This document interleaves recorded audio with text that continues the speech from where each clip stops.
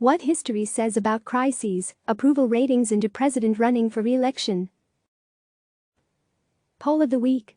A new CNN poll conducted by SSRS released this week finds that President Donald Trump's approval rating among voters stands at 45%. His disapproval rating is at 52%. This poll was taken during the first week of March, mostly before the coronavirus outbreak began to dominate the news cycle. This poll, therefore, gives us a good baseline to track how Trump's handling of the crisis is affecting how voters view him. What's the point? The way voters perceive how Trump and his administration are dealing with coronavirus could go a long way towards determining his re-election fate. And we can track that through his approval rating in the coming weeks and months. Trump's approval rating is the most important data point to look at when judging his re-election prospects. Historically, an incumbent's approval rating is highly correlated with his re-election odds. Even at this point from an election, presidents' approval ratings are predictive of whether or not they're re-elected.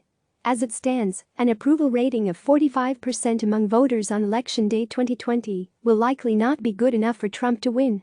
One estimate from 538's Nate Silver gave a president about a 3 in 10 shot of winning, with an approval rating of 45%. That, of course, would still give Trump a chance if the election were held today. Of course, the election isn't until November. The two presidents with an approval rating of 45% or less at this point in their presidencies went on to lose. Jimmy Carter, 45% in 1980, and George H.W. Bush, 39% in 1992. That, however, is likely a simplification of Trump's standing.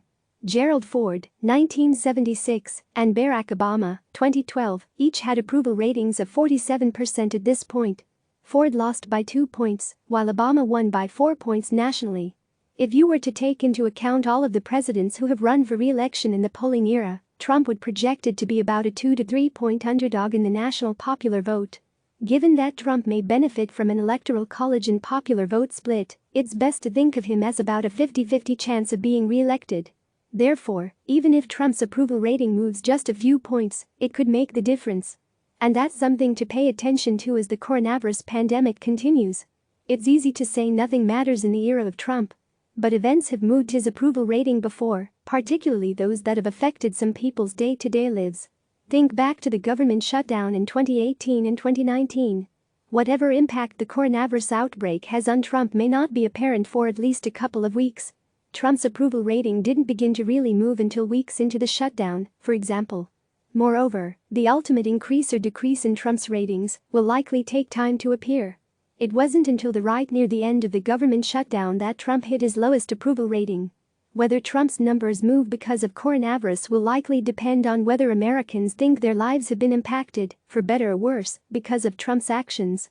It's easy to imagine a world where voters believe Trump has handled coronavirus response one way, but don't think that it has impacted them directly. Many voters disapprove of a lot of Trump's actions, but that doesn't change their overall opinion of him. For Trump's numbers to move, he'll need to be seen as responsible for something that changed voters' lives. Click subscribe to receive the latest news.